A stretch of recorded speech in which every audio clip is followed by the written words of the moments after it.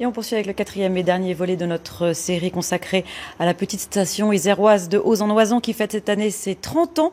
Ce soir, on vous emmène sur les pistes à la découverte des nouvelles glisses. Une série signée Denis Vigneaud-Duguet avec Nathalie Rapuc et Eric Achard.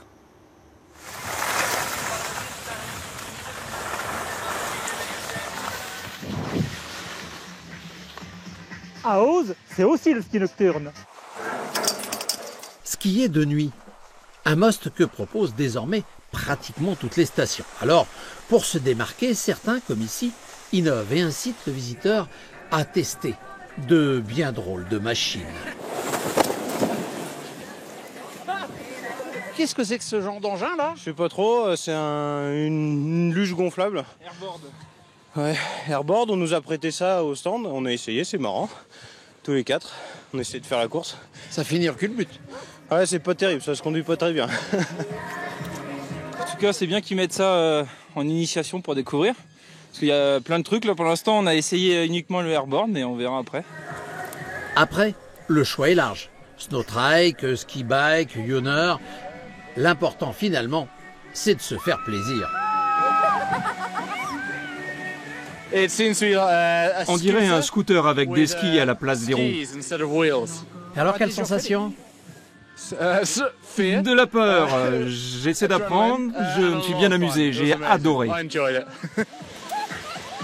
Notre idée, c'est de proposer une offre différente. Auze, c'est une petite station adossée à un très grand domaine.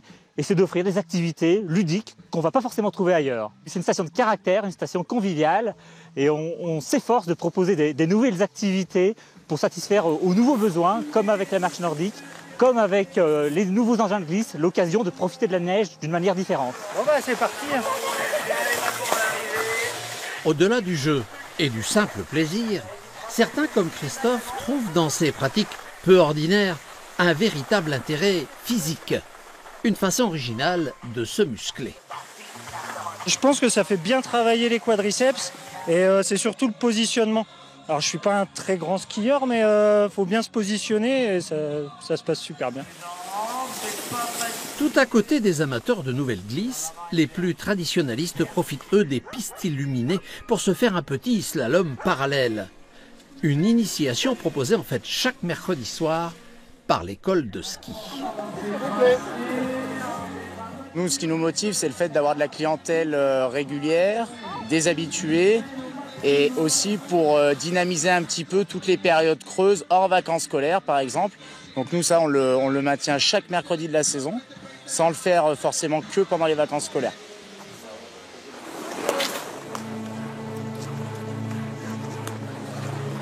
Voilà, après la nuit, eh bien, le grand soleil car pour terminer comme il se doit cette série consacrée à la station d'Hauts-en-Oisans, nous avons choisi de vous emmener au point culminant du domaine. Nous sommes ici à 3330 mètres d'altitude au sommet du Pic Blanc.